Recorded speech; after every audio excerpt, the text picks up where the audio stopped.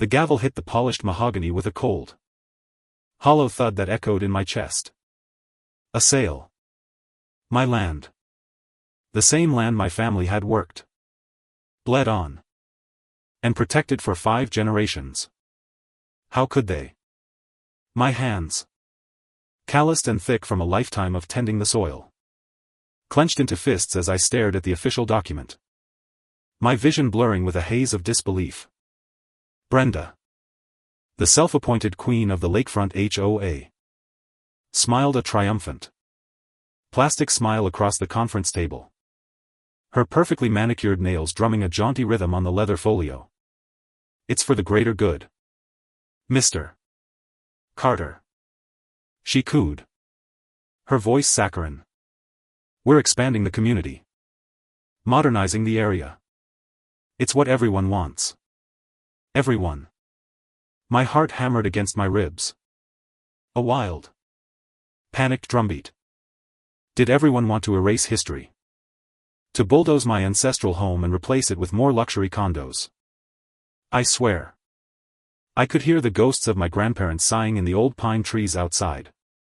It was a suffocating feeling. The world tilting on its axis. A slow, agonizing descent into a nightmare I couldn't wake from. I didn't yell. I didn't scream. I just stood there, my boots rooted to the thick carpet as if they were still sunk in the black soil of my land. I looked at the other board members. Their gazes averted, faces pale. They knew this was wrong. They knew my family had a legal right to that land, protected by a covenant they swore to uphold. But a handshake deal with a shadowy corporation, a promise of personal windfalls, had been too tempting. And Brenda's eyes, the color of a cold, sterile sky, held nothing but condescension. You had plenty of opportunities to sell, she stated, her tone dismissive. Your refusal was an inconvenience. An inconvenience. The word hit me like a slap. My life's work, my heritage, reduced to an inconvenience. Oh. They had no idea what inconvenience truly was. A slow, chilling resolve settled over me, replacing the panic with a quiet, burning fire. I simply nodded, folded the document carefully, and walked out. The click of the lock on the conference room door sounding like the final nail in a coffin. Over the next few weeks, I felt a deep, profound ache in my soul. I'd walk the perimeter of my 1,900 acres. The crisp autumn air carrying the scent of decay and pine needles, and feel the immense weight of loss. It was an emptiness that rattled in my bones. I spent days poring over my family's old legal documents. The land grants, the deeds, the covenant that the HOA had so carelessly dismissed. I hired lawyers, but the legal channels were a quagmire of bureaucracy and influence. The corporation had deep pockets, and the HOA had too many friends in high places. Every door I knocked on seemed to be slammed shut in my face. It was in the dusty, forgotten corners of the county archives that I stumbled upon a brittle, yellowed binder, forgotten behind a row of modern property records. My father's handwriting, neat and deliberate, filled a faded page. It was a small print addendum to the original HOA agreement. A provision so obscure no one in the modern HOA had even bothered to read it. It stated, in no uncertain terms, that if the HOA were to ever sell a member's property without their consent, the owner had the right to seize an equal value of HOA-owned assets as restitution. An eye for an eye. A smile, slow and dangerous, spread across my face. Could it be this simple? My heart pounded. A frantic, hopeful rhythm. The legal battle was just beginning. But I now had a secret weapon. The addendum. It was a golden ticket. A legal loophole so beautifully ironic it had to be a gift from my late father. I spent every waking moment with my new legal team, A brilliant young woman named Anya who, unlike the others, saw the fight as a matter of justice, not just a paycheck. She was skeptical at first, but once she verified the document's authenticity, her eyes lit up with a furious joy. This changes everything. Mr. Carter, she said, her voice a low, excited whisper. They thought they were so clever, so invincible.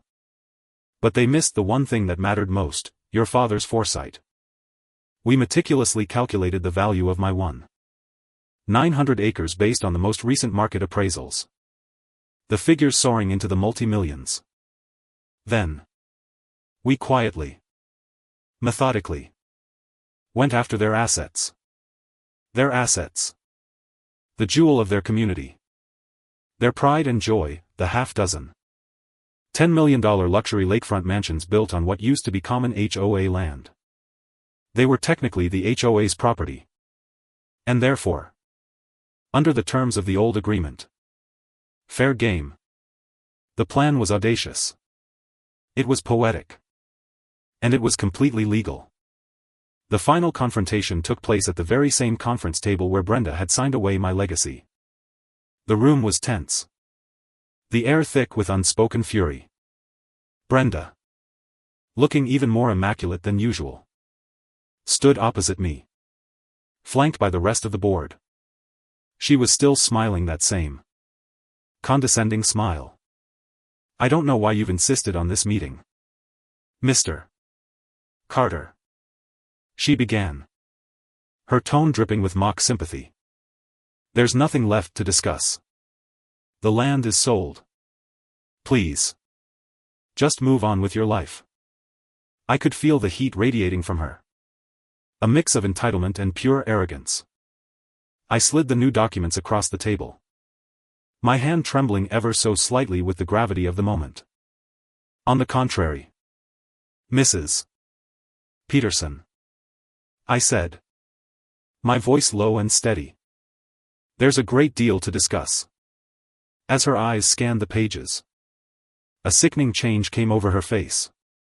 The color drained from her cheeks, and her jaw went slack. The document detailed the legal seizure of the 6 lakefront mansions, the sale of which had already been finalized and the proceeds transferred to an escrow account in my name. The total was nearly identical to the estimated value of my land. A perfect, unforgiving, dollar-for-dollar match.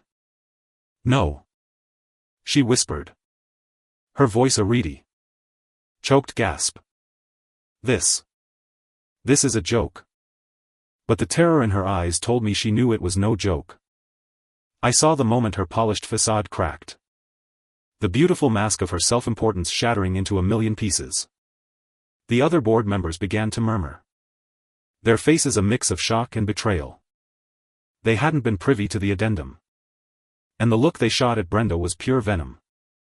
They'd been played, and she was the one who'd held the cards. You can't, she stammered, her voice rising to a frantic pitch. The houses. My house. Our whole community.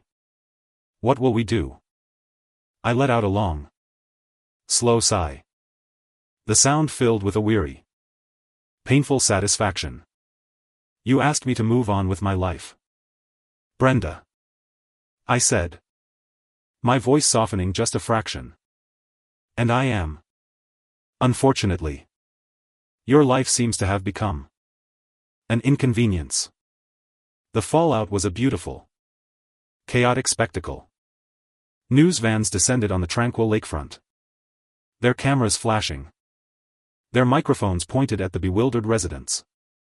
The headlines screamed about a legal loophole, a masterstroke of vengeance, and the complete and utter collapse of the lakefront HOA.